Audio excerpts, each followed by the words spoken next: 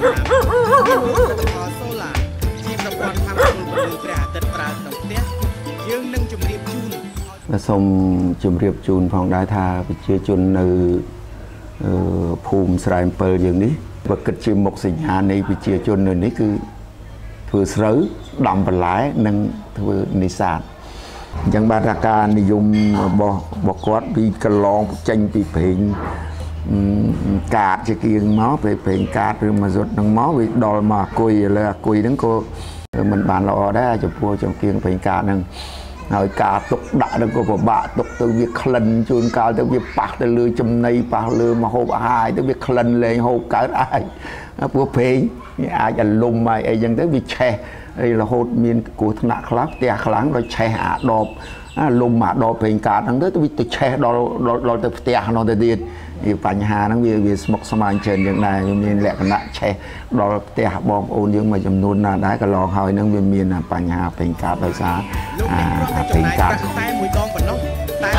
ចំណាយសម្រាប់សាកអគុយរាល់ថ្ងៃឡើយគឺផ្ទាំងកញ្ចក់សូឡានិងរោគពន្លឺព្រះអាទិត្យ Camwork គឺជាក្រុមហ៊ុនថាមពលព្រះអាទិត្យមួយនៅក្នុងប្រទេសកម្ពុជា Camwork មានគោលបំណងផ្ដល់ជូនប្រជាពលរដ្ឋនៅតាមទីជនបទនៅប្រព័ន្ធថាមពលអគ្គិសនីព្រះអាទិត្យដែលមានគុណភាពខ្ពស់និងតម្លៃសមរម្យដែលអាចទទួលយកបានដោយហេតុថាប្រទេសកម្ពុជាប្រជាពលរដ្ឋក្រីក្រនៅតែប្រើចង្កៀងប្រេងកាតហេតុដូច្នេះហើយថ្មីនេះយើងបានអភិវឌ្ឍដំណោះស្រាយមួយដើម្បីផ្លាស់ប្ដូរនៅការប្រើប្រាស់ចង្កៀងប្រេងកាតនោះគឺ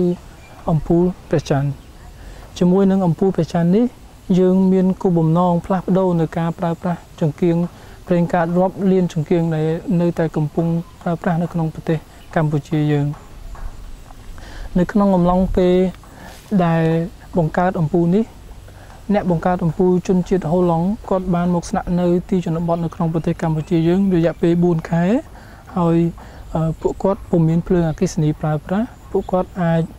មានបទពិសោធន៍ថាតើភាពងងឹតយ៉ាងណានៅក្នុងទីជនបទដែលអត់មានភ្លើងប្រើនៅពេលយប់ហើយពួកគាត់បានប្រើប្រាស់វិធីសាស្ត្រដើម្បីស្វែងរកថាប្រជាពលរដ្ឋគាត់មានសកម្មភាពអ្វីខ្លះជាប្រចាំថ្ងៃហើយគាត់បានស្វែងរកឃើញថាសកម្មភាពមួយចំនួនគឺគាត់ត្រូវការភ្លើងអគ្គិសនីដើម្បីបំភ្លឺបន្ទាប់មកគាត់បានអភិវឌ្ឍគំនិតបង្កើតអំពូល4ប្រភេទហើយប្រជាពលរដ្ឋបានចូលរួមយ៉ាងសកម្មបានជ្រើសរើសនៅគំនិតមួយនៅក្នុងគំនិតទាំង4នោះជាចុងក្រោយពួកគាត់បានបន្ទាប់ពីការសិក្សាស្រាវជ្រាវជាច្រើននៅជាមួយប្រជាពលរដ្ឋពួកគាត់បានបង្កើតអំពូលព្រះច័ន្ទមួយកាន់តែប្រសើរឡើងយើងអាចកែច្នៃបន្តមានកញ្ចក់សហើយផ្ទាំងកញ្ចក់សូឡាអស្ចារ្យសុខាមពលឯនេះខ្ញុំសប្បាយចិត្តណាស់ខ្ញុំបានប្រើអំពូលព្រះច័ន្ទរយៈពេល4អាទិត្យហើយ